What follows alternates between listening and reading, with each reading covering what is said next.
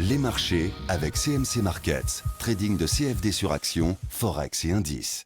Salut, c'est Trado, content de vous retrouver pour cette mise à jour de l'indice parisien et également pour l'analyse technique de Carmat qui s'adjuge plus de 10% aujourd'hui et qui m'a été demandé de très nombreuses fois. Alors il y a plusieurs annonces généralistes. Tout d'abord, je vous rappelle que mon nouvel e-book sur les figures d'élargissement vient de sortir. Donc comme d'habitude, vous pouvez vous le procurer. Il y a là-dedans la vidéo exclusive de 20-30 minutes, je ne sais plus, des exercices corrigés, des cas pratiques, etc.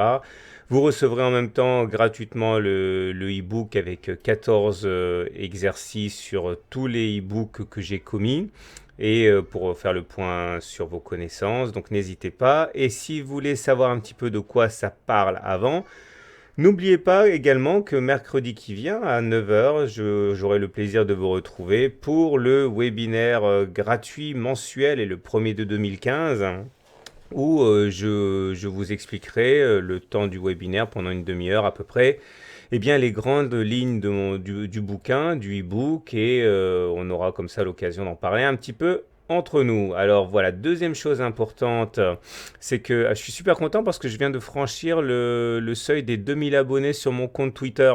Donc n'hésitez pas si vous voulez également être connecté à moi via Twitter.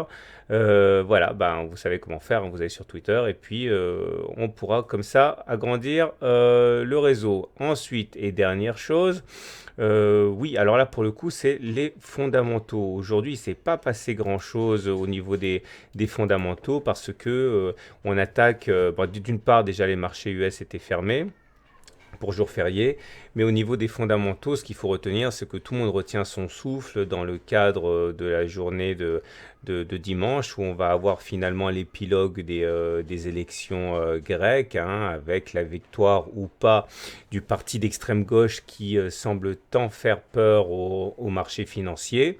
Et puis également jeudi, hein, avec la réunion de la BCE et des voix de plus en plus nombreuses, envisage qu'une décision de quantitative easing européen va être prise et va être annoncée dès jeudi par M. Draghi. La question, c'est quelle va être l'ampleur de cette décision de quantitative easing. Et on sait très bien qu'une petite maladresse en termes de ventilation ou en termes de montant de la part de la BCE ferait plonger les marchés parce que pour l'instant, eh bien, l'euphorie à laquelle on assiste, malgré le contexte économique assez incertain, eh bien, on part du principe que les nouvelles seront bonnes et que les annonces seront fortes. Et il ne faudra pas que M. Draghi fléchisse et soit trop tiède dans ses déclarations jeudi. Voilà, ce qui nous amène donc à un CAC qui s'adjuge 0,4% après être monté jusqu'à 4420. Alors au niveau de ce qui est bien parce que là la part est belle, hein, on fait la part belle au chartisme. Tout d'abord, on avait un triangle ascendant ici. Bon, vous savez très bien, j'ai fait un e-book là-dessus. Ça se casse par le haut, généralement, ces bêtes-là. Ça a été chose faite. On a une séance de confirmation qui montre bien qu'on a deux clôtures au-dessus du triangle ascendant. Je vous rappelle que le premier objectif, hein, théorique, hein, c'est d'aller chercher la hauteur de la dernière oscillation complète. Ça voudrait dire aller chercher...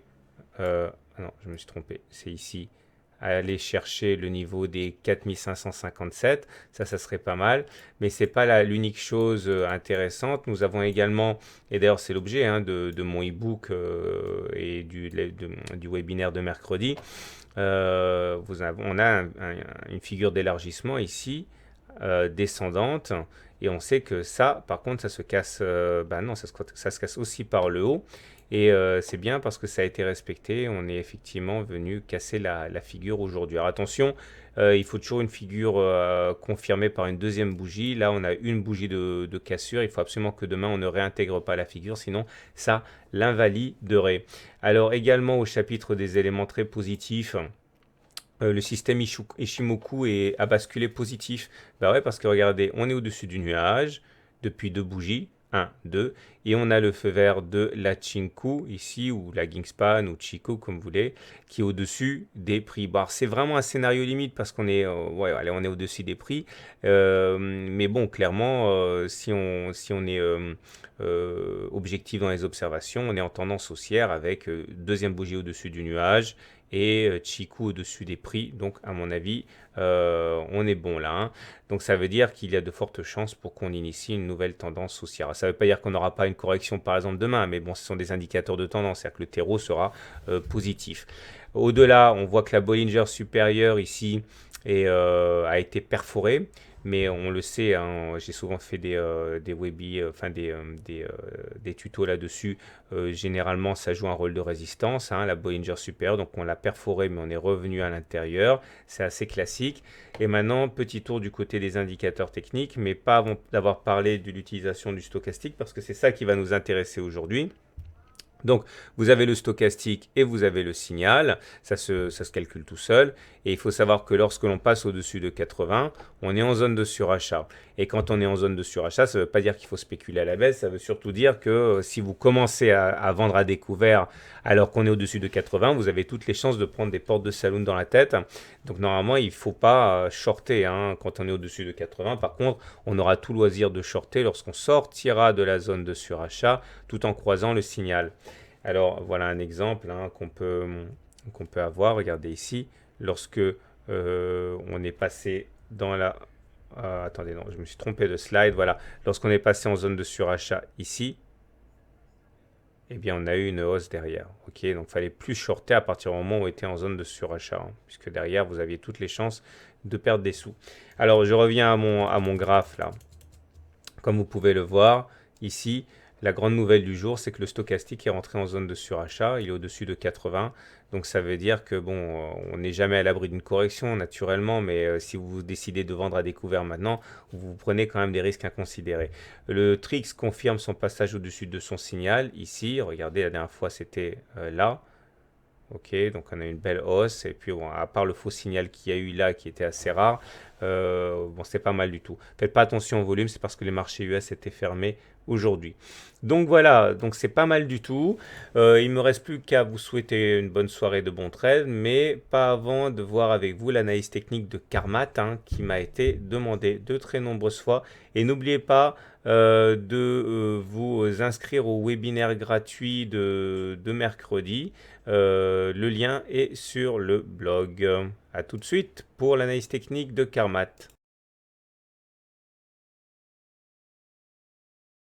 Alors, chose promise, chose due, voilà l'analyse technique de Karmat qui m'a été demandée pas mal de fois depuis ce matin, forcément avec les 11% consécutifs à la nouvelle selon laquelle un deuxième patient traité avec un cœur artificiel Karmat était tout à fait bien portant, et bien ça a redonné un petit peu de souffle à la valeur.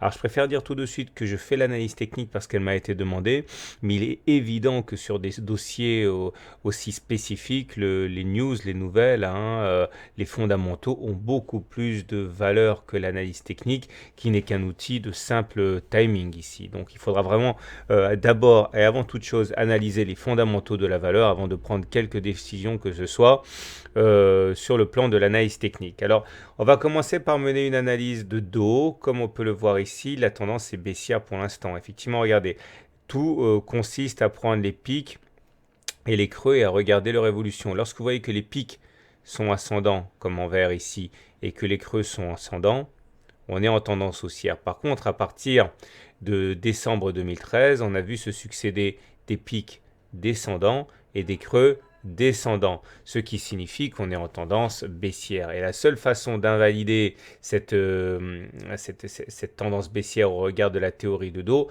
serait donc de recommencer à inscrire des pics et des creux ascendants.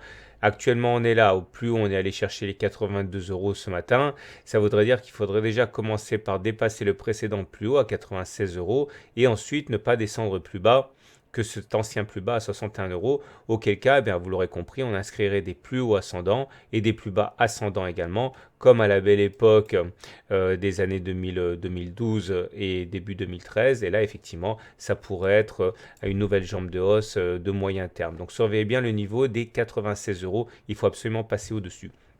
Au-delà, si on mène une analyse purement chartiste, on voit que nous sommes en train d'évoluer à l'intérieur d'un canal rouge ici, qui lui par contre semble être bien respecté par la valeur. Visiblement, il y a pas mal de traders qui s'amusent hein, sur Karmat, et on voit bien que la partie basse a bien joué son rôle de support.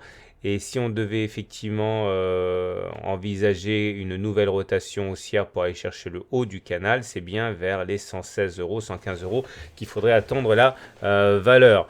Justement, ce qui est intéressant, c'est que si on zoome un petit peu, on voit que nous sommes tout juste sortis d'un biseau descendant. Le biseau descendant, c'est ici en vert, vous voyez, et on sait que ces biseaux descendants, c'est-à-dire deux obliques qui convergent tout en étant orientés vers le bas, et bien ces biseaux descendants se cassent généralement par le haut.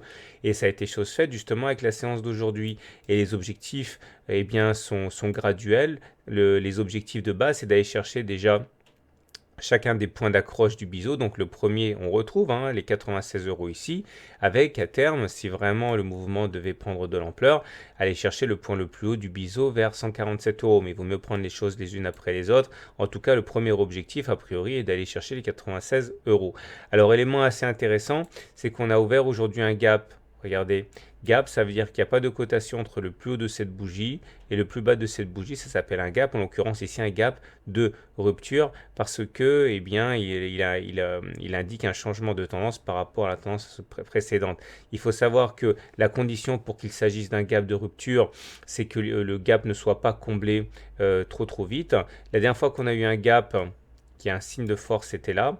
Vous voyez, entre les plus hauts de cette bougie et les plus bas de cette bougie, il n'y a pas eu de cotation et on a eu le droit effectivement à 4 semaines de hausse de bougie verte. Donc il faudrait souhaiter la même chose à Karmat.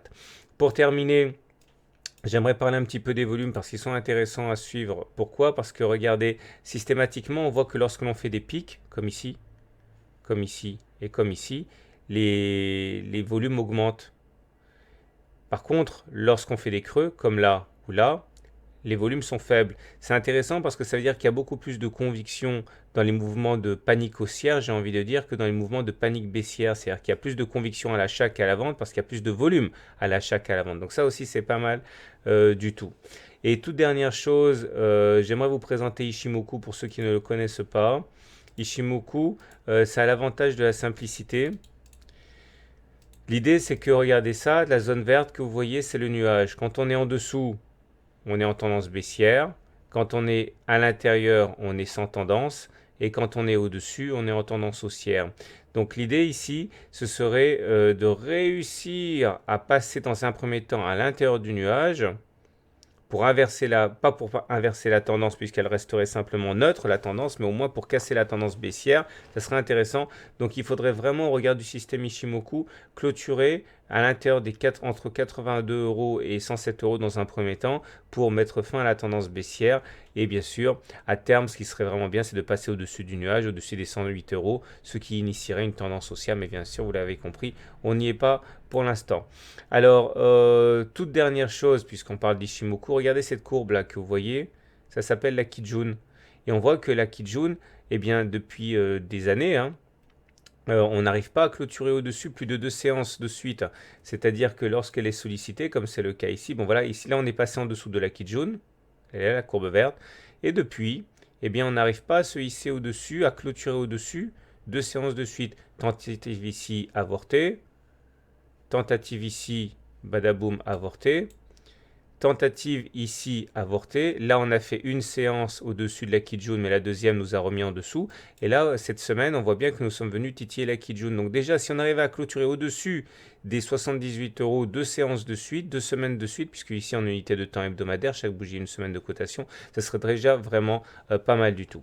Donc pour faire simple, malgré la belle hausse du moment, eh bien la tendance reste baissière. Pour qu'on bascule, qu'on sorte de la tendance baissière, il faudrait déjà, au regard de la théorie de dos, passer au-dessus des 97 euros.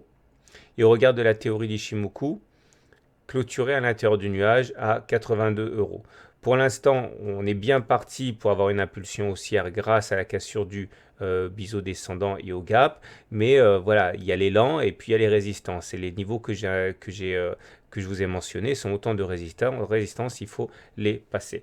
Voilà, je vous souhaite une bonne soirée, je vous souhaite de bons trades. Je vous rappelle que pour Karmat, comme pour les petites valeurs et en particulier celles qui dépendent énormément des nouvelles, le plus important c'est les fondamentaux. Donc l'analyse que je viens de vous proposer, ce n'est que pour avoir une idée claire du timing. Voilà, je vous souhaite une bonne soirée, de bons trades et à très bientôt pour une mise à jour.